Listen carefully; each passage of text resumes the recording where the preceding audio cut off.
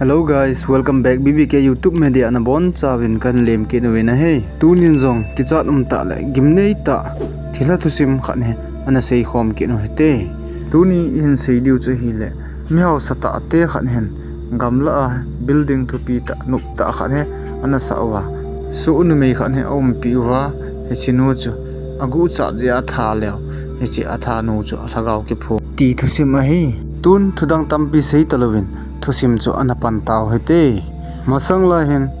gamla hen mihau sata te hen building thupi ta le lopi ta hen anasa vina hi heche a building sa anawa he ama ha jong hen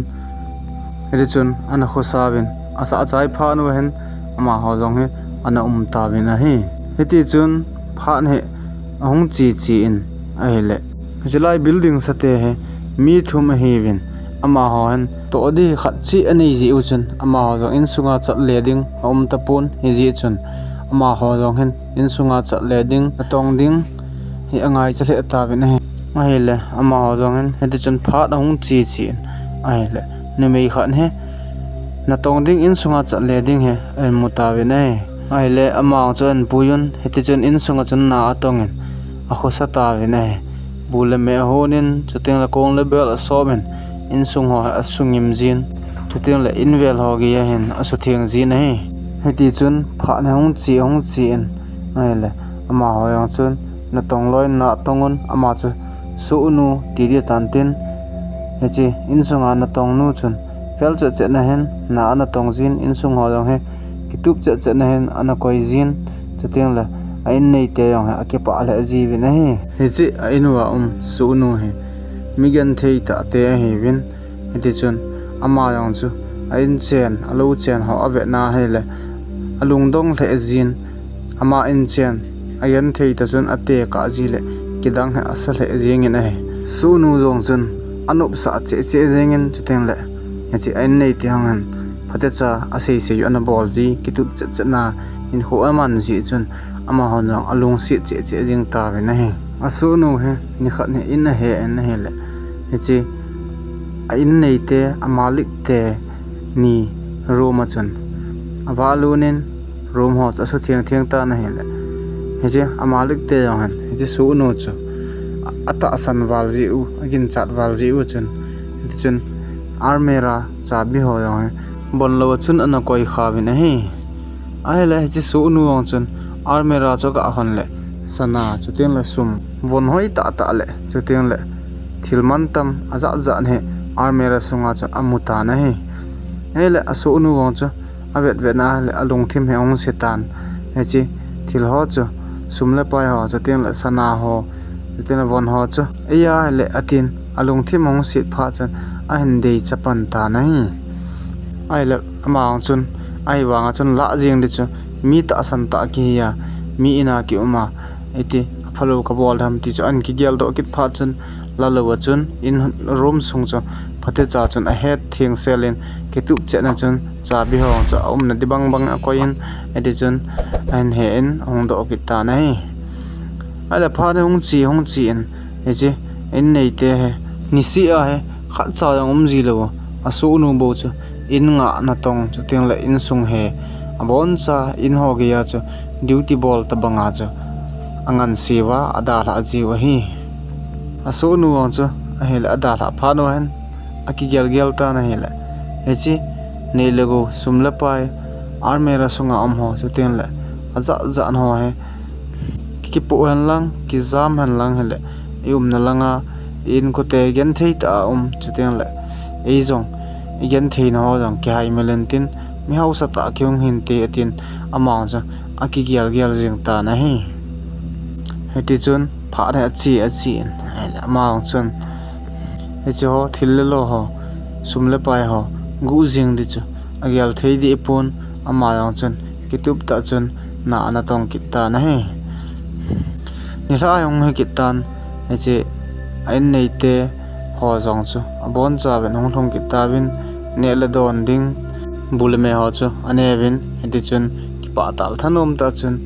jan he emo kitta be na he phat hong chin hela jingka lang hong kitan jingka lang hen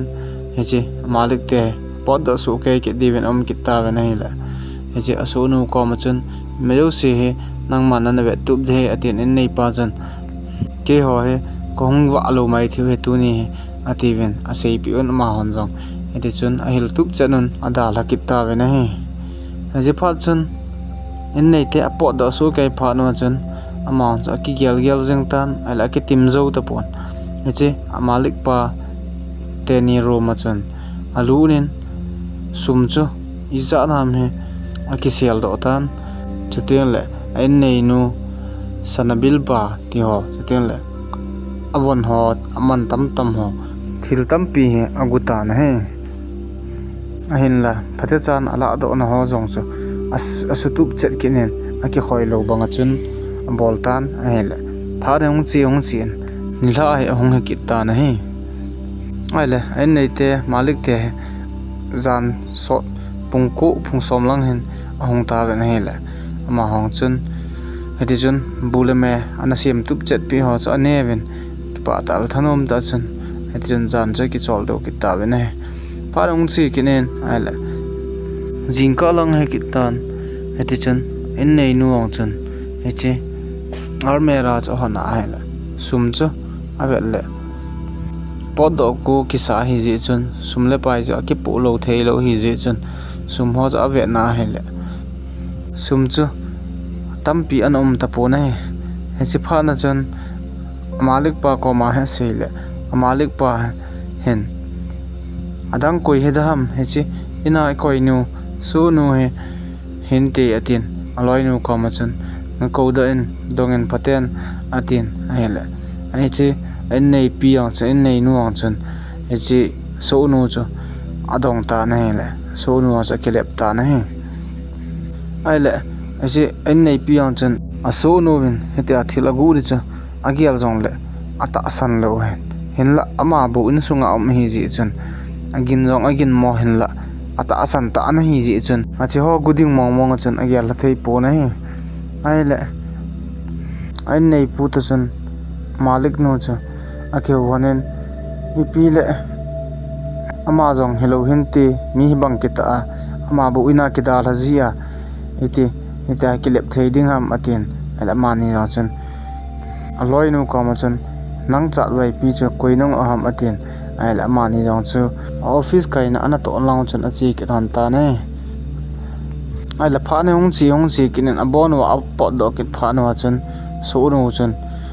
awal che chun chi armera cho hongin sumle pai ha cha gu kitta na he phana hong chi kinin hele ni la lang he hong kittan che nei te ni yong cha in lang he ong thong kinan ta na he ong thun han pha na chan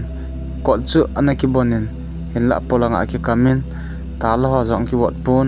hen in sung cha lu hon le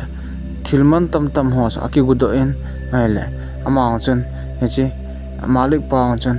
lunghang be se jingen so nu akwa hele so nu chanom ta po nei je pha na chun ama jong avon ha che ki su nen wana ki khelen aile so nu zamin ti ati na lang chu adel pai jinga hele mungam la pi na phai lai jin je so nu chun pon ve lin ta khana po la ki chu na je sana ho chu ten la sum la pai ho chu aki pu na za ma da na he ala malik pa ngan adel phatan ala lunghang be se ngen ma chun an puin in sunga chun jep kiti cha chun a jep ta ne ala in nei pi ang chun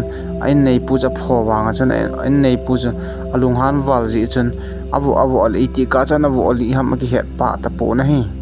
ai le ama ni jong chu alung jing hon tan abu ali pha na chun heti chun ama ni jong chun hechi athinu chu so nu chu alung chu aga pai mang hon tan hi gam la hen ai le pha rong chi in za ne hong he ta na hi za nong hi pha na hen aloi nu yong chun hechi malik pa loi nu yong chun malik pa ko ma chun eti da na mi chubang lam lo ma chun avo ali jeng ham ati na hele ai nei pa malik pa jong he avo ali jeng chu ama ki dei mo la na he ai le pungget pungko lang yong he tan ala mani jong he I modinga hin ong ke gon ta na hi ai mul gol hana hele echi asu nu athagau chu ong ke phung ta na hi alup non cha akilo in chuteng in sung chu kim nei ta chun kalema ogin po agingin heti chun hoi lang chu ai nong chu akilo chim go jing ne ai le ama ni jong chu ki cha non to ai wanga chun ai nei pa pasal hi ji chun akilung lit se hin la alung len zo ta pon hai aji chu gimnei ta in sunga ami jong ki mulwa te acha chatlo a po che chui jing chu ai che ai nei pa jong chu agial gel le ai che asu nu abol na chan gel do ta ne ai la ma ni jong chu ai ti chun imu thei lo chun ai mu go ham po le ti chun asu boi jin asu nu chun imu thei lo chun la ta ne ma ni jong imu lo chun ti chun a khwa hon tan a hi le pha da hong chin ai le ni la lang he hong ki tan ai la ma ni jong chu ipi jong avel ti chun pon te ati han ji chun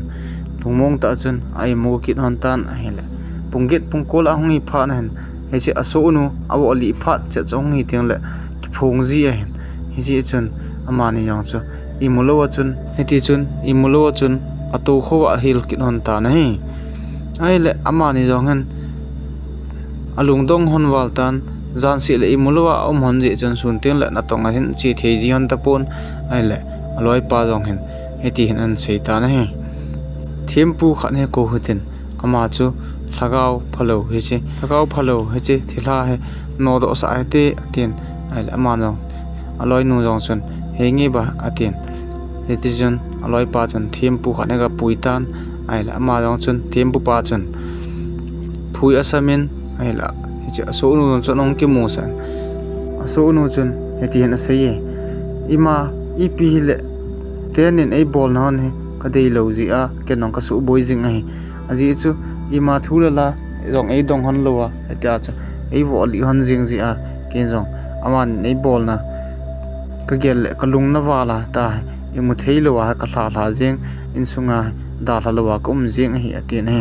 ala tempu pa chan he chi malik pa le aloi nu chu acha pa han chu lamun chu ma hi ta ji chun ama ni chu ngai da ma thum sa in a hi la he chi malik pa chun ngai da ma ki thumin chuteng aloi nu chu ngai da ma thumin ai la he chi thempu pa chun phui asamin ano do tan ai la he chi pha chun ama ni ki pa man sumle pa api honin he ti chun he chi za na pa na chun boina I ma cha am talovin ama ni jong nup ta le lungmong ta chun ai muji hon ta nai heti chun athusim mong chu ong ki chai ta nai